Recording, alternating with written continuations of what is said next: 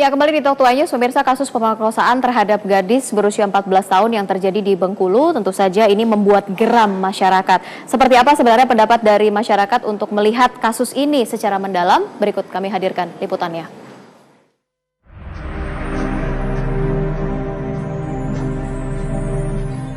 Pelecehan terhadap anak di bawah umur masih saja terjadi. Belum lama ini, seorang anak berumur 14 tahun diperkosa oleh 14 pemuda hingga tewas. Pelaku pemerkosaan adalah pemuda yang sedang mabuk. Meski 12 pelaku pemerkosa sudah dibekuk polisi dan 2 orang masih buron. Kasus ini membuat masyarakat geram dengan tindakan keji 14 pelaku. Menurut saya itu keji banget ya dan harus dihukum seberat-beratnya karena anak itu masih di bawah umur. Dan menurut saya itu udah pelecehan seksual yang sudah jauh sekali. Jadi lebih baik itu hukumannya, menurut saya kalau 14 tahun penjara itu nggak setimpal. Lebih baik hukuman mati mungkin ya. Itu keji banget sih.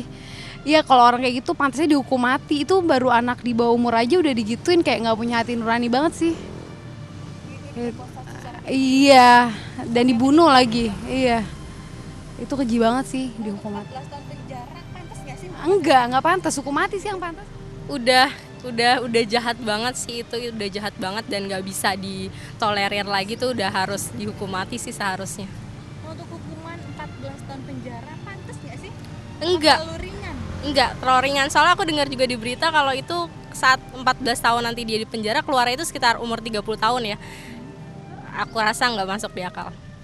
Enggak. Kalau misalkan hukumannya kayak dikebiri gitu, biar kapok dan nggak cari nangsa lagi. Mungkin awalnya kebiri terus habis itu hukuman mati kali ya, lebih cocok. Hingga kini belum ada tindakan hukum yang membuat jera pelaku pelecehan seksual. Namun wacana kebiri terhadap pelaku pelecehan seksual hingga kini belum terrealisasi.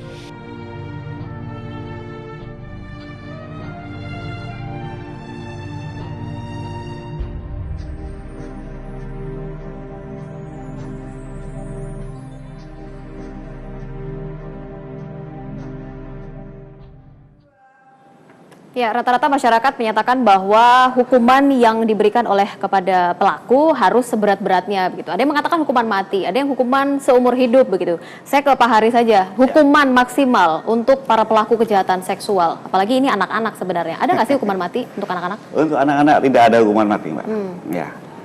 Jadi kalau dalam kasus ini kebetulan saya ketahui kemarin dikenakan 3 pasal berlapis. 3 pasal berlapis. Yang ya. pertama kekerasan terhadap anak dan perkosaan, yang kedua penganiayaan, dan ketiga pembunuhan.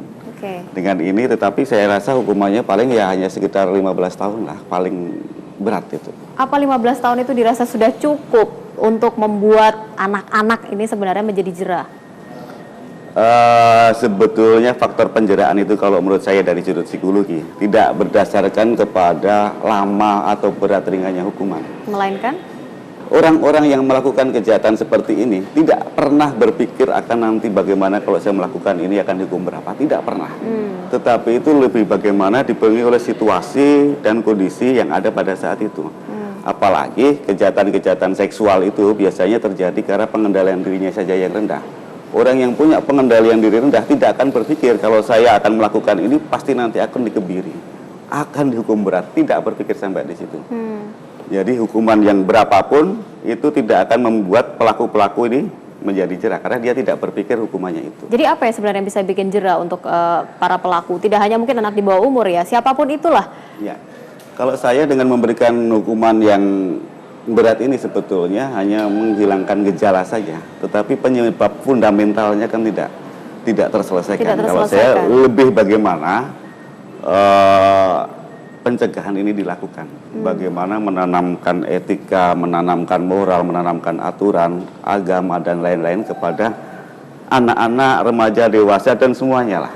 Oke, baik. Artinya negara juga harus hadir ya. Saya tanya sama negara terlebih dahulu. Di mana sebenarnya peran terbesar negara dalam kasus perkosaan, kekerasan seksual terhadap anak, pembunuhan terhadap anak begitu?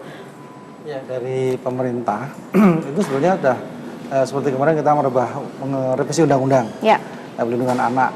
Itu kalau pelaku dewasa memang nanti hukuman terberat 15 tahun, tapi kalau korbannya anak-anak ditambah sepertiganya itu bisa 20 tahun.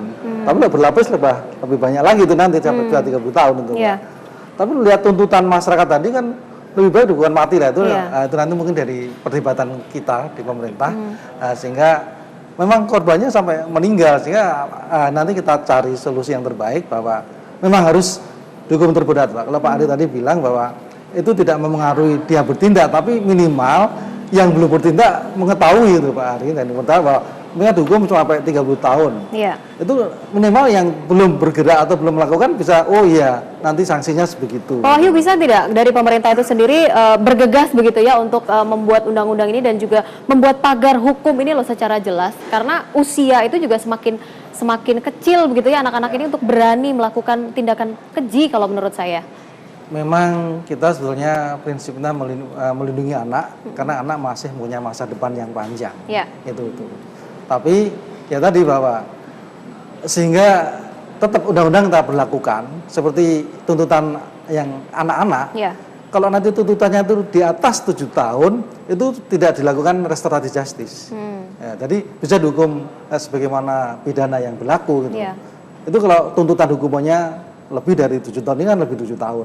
Karena memang pelakuannya sudah sangat betul mengerikan, tidak manusiawi lagi lah, biadab lah gitu. Apalagi lihat juga anak usia masih 19 tahun begitu ya, 20 tahun. Sehingga dua langkah dilakukan, pemberatan hukuman sehingga ada efek jera. Yang kedua, Pak Adi bilang tadi, kita harus berbenah untuk pencegahan, Pak. Pencegahan ini di kementerian kami sendiri, Bu Menteri sudah mengeluarkan 2 kebijakan untuk pertama menyusun membentuk di tingkat RT RW itu PATBM. Apa itu Pak? Pelindungan anak terpadu berbasis masyarakat. Wujudnya seperti apa Pak? Itu masyarakat, tokoh-tokoh masyarakat sendiri yang bergerak. Kita hanya memfasilitasi saja. Ini sudah dipraktekkan di Rembang. Itu dipraktekkan di Rembang itu bisa tidak ada kasus lagi dengan diterapkan karena masyarakat bergerak sendiri. Sudah mulai berapa lama itu Pak pemberlakuannya? 2-3 tahun ini sudah dilakukan dan Bu Menteri sudah langsung ke Rembang sendiri karena dari Rembang itu nanti mau kita replikasikan ke seluruh Indonesia khususnya yang daerah-daerah banyak kasusnya. Sudah berapa wilayah yang sudah memiliki program kerja tersebut Pak? Ada sekarang sampai ini baru 3-4 wilayah tapi kemarin sudah kami sosialisasikan di wilayah timur sudah kita latih sekitar 160 untuk provinsi wilayah timur di Bali itu bagaimana penanganan pencegahan deteksi dini untuk yang hal-hal jangan sampai terjadi di masyarakat. Nah nanti yang tanggal 9 juga kita lakukan juga di wilayah barat di Babel, Bangka Belitung itu juga wilayah barat kita lakukan pelatihan dan nampaknya dengan itu sangat bisa dipraktekkan di daerah masing-masing, terutama tidak bisa nasional dulu, tapi daerah-daerah yang memang kecenderungan kekerasannya berat. Yang kedua satu lagi Mbak, ini juga ada Satgas PPA. Itu adalah pelindungan perempuan dan anak. Ini nanti di bawah lembaga P2P2A, tapi bisa menjangkau dan mendampingi korban-korban yang ada itu. Di Bengkulu ada tidak Pak? Belum, Satgas belum. Belum. Nah, ini jadi 2 program itu juga belum masuk di Bengkulu begitu ya? Belum Mbak. Artinya setelah dengan kejadian ini mudah-mudahan ya sudah kita persiapkan untuk pencegahan dan deteksi dininya. Pak Saleh, sebelum saya break, kalau Anda lihat program dari pemerintah, seberapa optimis Anda melihat dari Komisi 8 terkait dengan program-program yang dijalankan pemerintah? Sebetulnya kalau dari Komisi 8 itu bisa ditanya Pak Wahyu, kita itu kan selalu bagaimana mensupport habis ya soal perempuan dan anak ini karena terbukti memang kasus-kasus seperti kan semakin hari semakin besar. Nah tadi kalau disampaikan oleh Pak Wahyu itu kan masih 1 kabupaten kota. Kita ini punya lebih dari 512 kabupaten kota se-Indonesia. Itu nanti sampai tahun berapa itu akan terjadi.